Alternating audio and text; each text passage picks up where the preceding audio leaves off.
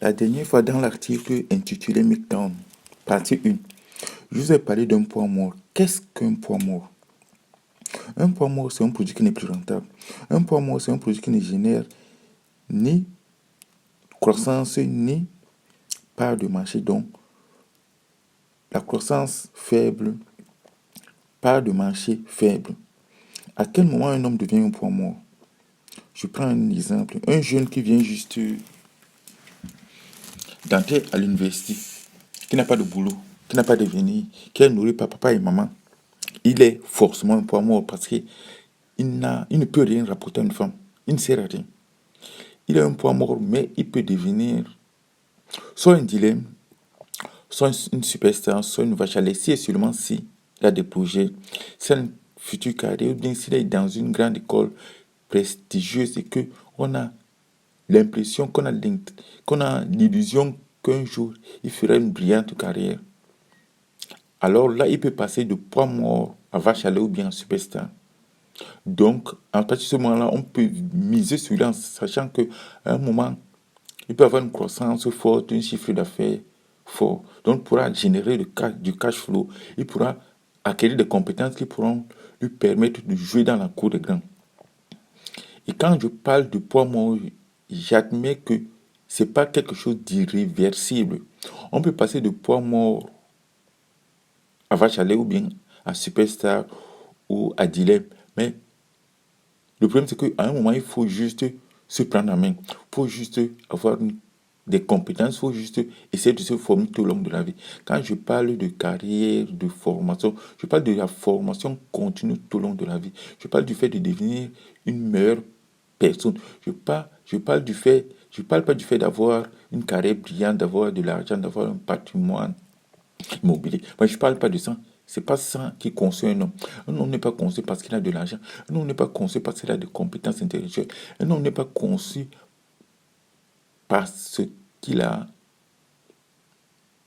un compte bien fourni. Ce qui te construit, c'est ta personnalité. Et ce qui construit ta personnalité sont tes expériences. Un homme doit savoir qui il est. Un homme doit savoir qui est son père, qui est son grand-père. Un homme doit connaître son passé, un homme doit connaître son histoire. Un homme doit être fier de sa généalogie. Et un homme doit s'inscrire dans cette généalogie en se posant la question, qu'est-ce que mes parents ont fait? Qu'est-ce que mes aïeux ont fait? Et qu'est-ce que je veux faire aujourd'hui, là, maintenant? Et qu'est-ce que je veux transmettre au monde? Et qu'est-ce que je veux transmettre à mes enfants? Et ça, c'est pas ton diplôme d'ingénieur. C'est pas tes compétences, c'est pas ton salaire de 10 000, 20 000, 30 000 euros à la fin du mois qui te fera de toi quelqu'un de meilleur, soit dit en passant. Donc, à quel moment l'homme devient aussi un poids mort? L'homme devient un poids mort lorsqu'il est incapable de générer du cash flow, soit parce qu'il a divorcé et que le divorce lui a pris peut-être les trois quarts de son patrimoine. L'homme devient un poids mort à partir du moment où il a perdu son travail.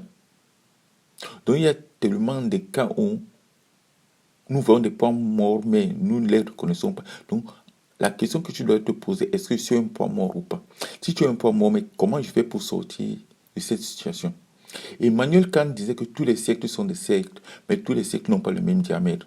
Donc tous les hommes sont des hommes. Donc tous les hommes ont la même condition humaine, mais tous les hommes n'ont pas vocation à être des clochards. Tous les hommes n'ont pas vocation à être misérables. Tous les hommes n'ont pas vocation à mettre tous les œufs dans le même panier. Le problème, c'est que quand tu entres en interaction avec une femme, tant que tout va bien, la femme, elle t'admire, elle t'aime, tout est bien, tout est beau dans le meilleur des mondes possible. Mais le problème, c'est que à partir du moment où tu commences à créer de l'insécurité, tu mets en danger l'avenir de la femme, l'avenir de ses enfants, alors il y a un problème. La femme t'aime bien quand, je ne dis pas que toutes les femmes, il y a des femmes braves, des femmes de principe, des femmes de valeur, des femmes qui soutiennent leur mari, même dans la misère. Moi, j'en connais, j'en ai vu. Mais c'est très peu. Mais, mais le problème, c'est que c'est au début qu'il faut que tu essaies de détecter ce genre de femme.